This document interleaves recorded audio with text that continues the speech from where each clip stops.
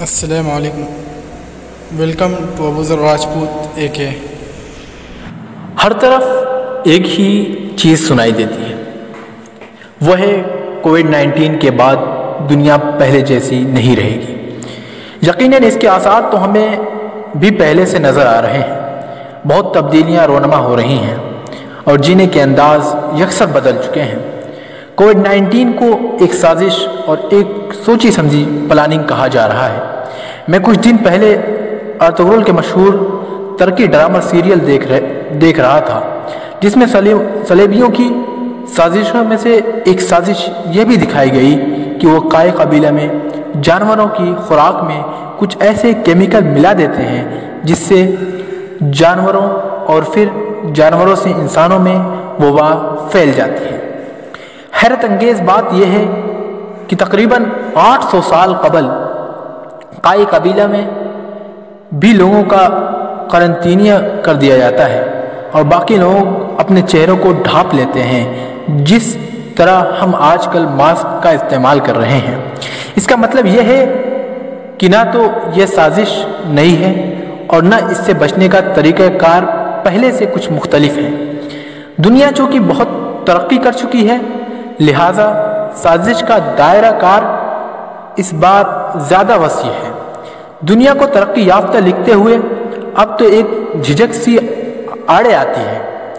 WHO کے ایک نمائندے نے کچھ روز قبل صاف الفاظ میں کہہ دیا ہے کہ سچ تو یہ ہے کہ بہت سے ممالک کووڈ-19 کا علاج دریافت کرنے میں کوشاں ہیں اور تقریباً 100 سے زائد لیبارٹریز دن رات اس پر کام بھی کر رہے ہیں. لیکن سچ تو یہ ہے کہ شاید اس کا علاج کبھی دریافت نہ کیا جا سکے اور ہمیں اس کا سامنا کرتے ہوئے ہی اپنی زندگیاں بسر کرنا پڑیں گی. دنیا کی ترقی کا راز تو یہیں پر فاش ہو جاتا ہے. دوسری طرف 2020 اسرائیل اور یہودیوں کی طرف سے نیو ورلڈ آرڈر کا سال ڈکلیئر کیا گیا ہے اور اس نیو ورلڈ آرڈر کے لاگو ہونے سے پہلے افغانستان سے امریکہ کی افواج نکالنے کی اجازت اسرائیل تو کبھی نہیں دے گا. یعنی امریکی قومی سلامتی کے تمام ادارے جو بلا واسطہ یا بالواسطہ جو یہودیوں کے زیر کنٹرول ہیں، ٹرمپ کو کچھ ایسی مدد فراہم نہیں کریں گے. دجال کے منصوبے کو پورا کرنا اسرائیل کا عظیم مقصد ہے اور دجال کا راستہ صاف کرنے کے لیے ہر صورت گریٹر اسرائیل منصوبے کا مکمل ہونا بھی ضروری ہے. دوسری طرف 2020 امریکہ میں انتخابات کا سال ہے. امریکی صدر ٹرمپ کی جہاں ایک طرف دوبارہ صدارت لینے کی کوشش تیز تر ہو چکی ہے، دوسری طرف اسے کئی مسائل کا سامنا بھی کرنا پڑ رہا ہے. ایک طرف کووڈ-19 نے امریکہ کی معیشت تباہ و برباد کر کے رکھ دی. لاکھوں وباؤں سے متاثر ایک الگ مسئلہ ہے. ملک میں جگہ جگہ لاک ڈاؤن کے خلاف مظاہرے ایک الگ امتحان ہے تو کروڑوں لوگوں کی بے روزگاری بھی ایک مسئلہ بن چکی ہے. افغانستان سے امریکی فوجیوں کا نکلنا بھی ایک سر درد بن کر رہ گیا ہے. نہ آئے مادن نہ جائے رفتن، نہ آ سکتے ہیں نہ جا سکتے ہیں والی صورت حال ہے.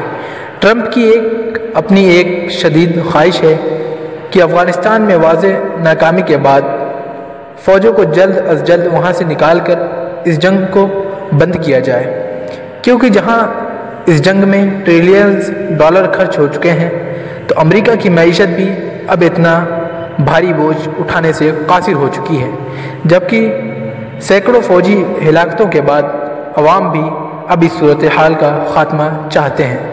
یہ دہشت گردی کے خلاف جنگ تو سراسر ایک بہانہ ہے، ورنہ اصل مقاصد اور اصل ہدف تو کچھ اور ہی ہیں. لیکن خیر، موجودہ حالات کے تناظر میں یہ ممالک اور باقی دنیا اس معاملات میں کیا رخ اختیار کرتی ہے یہ کسی کو بھی معلوم نہیں ہے اور نہ ہی کہ کوئی درست اندازہ لگا سکتا ہے. اسرائیل ہمہ وقت تیسری جنگ کی تیاریوں میں مصروف بھی ہے. امریکی افغانستان میں اپنا قیام معاہدے کے خلاف بڑھا رہا ہے، جبکہ پاکستان کی افواج اور حکومت کشمیر اور بھارت کی کشمکش میں الجھا دیا گیا ہے. یہ بات بھی بھولنے کے قابل نہیں ہے کہ مسئلہ کشمیر کے تناظر میں پاکستان اور بھارت کے درمیان کئی جنگیں ہو چکی ہیں۔ اب دیکھیے نیو ورلڈ آرڈر کیسے رونما ہوتا ہے اور کس طرح عوام پر مسلط کر دیا جاتا ہے۔ ہمیں وقت کے ساتھ کئی تلخ تجربات کا سامنا کرنا پڑ سکتا ہے۔ تلخ و شیریں اس لیے نہیں کہا کہ شیریں حالات تو اب ایک خواب کی طرح ہے۔ اب بہت ساری تلخیوں کے ساتھ ہی زندگی کا سامنا کرنا ہوگا، لیکن مایوسی گناہ ہے، اور جو قوم بس حوصلے کے ساتھ زندہ ہو وہ کبھی اپنی شناخت قائم نہیں رکھ سکتی۔ لہٰذا مقاصد اونچے اور حوصلہ بلند رکھنا ہوگا۔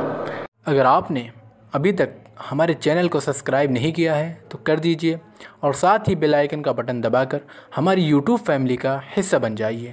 ملتے ہیں اگلے ویڈیو میں ایک نئے کنٹینٹ کے ساتھ۔ السلام علیکم۔